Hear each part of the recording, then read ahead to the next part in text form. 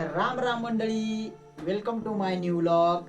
तर आज आखाजी निमित्त आमच्या घरी काय जेवण बनणार आहे आणि सण कसा साजरा करतो आम्ही ते तुम्हाला आम्ही आज दाखवणार आहे. त्याच्यामुळे व्हिडिओ शेवटपर्यंत पहा. चला तर व्हिडिओला सुरुवात करू.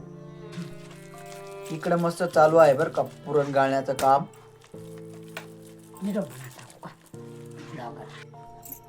तर मित्रांनो, आता इकडं पुरणपोळी बनवायचं काम चालू आहे. पाहू शकता तुम्ही ग्रामीण भागातील कशी पुरणपोळी आहे, एकदम छान पद्धतीने. ग्रामीण भागातील चुलीवरची पोळी एक नंबर चविष्ट असते.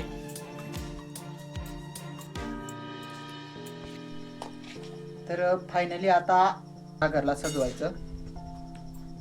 घागरला सजवण्यासाठी आम्ही आता असा हातावर घ्यायचा, असा हातावर घेतल्यानंतर इथं थोडं असं पाणीचा लेप देऊन म्हणजे ओला करावं लागतं. पाहू शकता तुम्ही. आणि एकदम अशा छान पद्धतीने तसे करावं लागते. बघा हे बघा, असं म्हणजे ठिकठिकाणी मोठे मोठे गॅप देऊन असं एकदम एक. आता सेम कुंकुने साजवलं आहे, आता सेम चंदनाने पण घागरला साजवायचा आहे.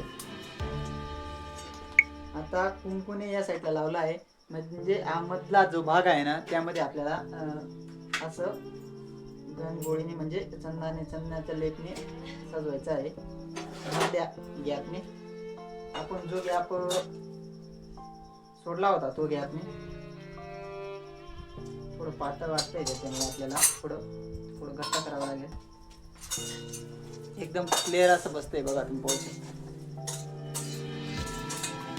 फायनली पाहू शकता तुम्ही कशी एक नंबर अशी आपली घागर सजवण्यात आली आहे. हे बघा, तुम्ही घागर भरण्यात आली आहे, पाहू शकता तुम्ही.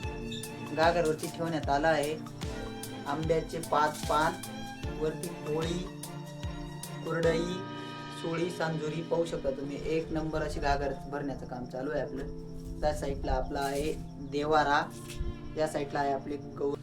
तर सर्वात पहिले आम्ही काय करतो, आमच्या शेतामधील जेवढे पण देव आहेत ना तेवढ्यांना नैवेद्य द्यावा लागतो आम्हाला, कारण ती आमची परंपराच आहे.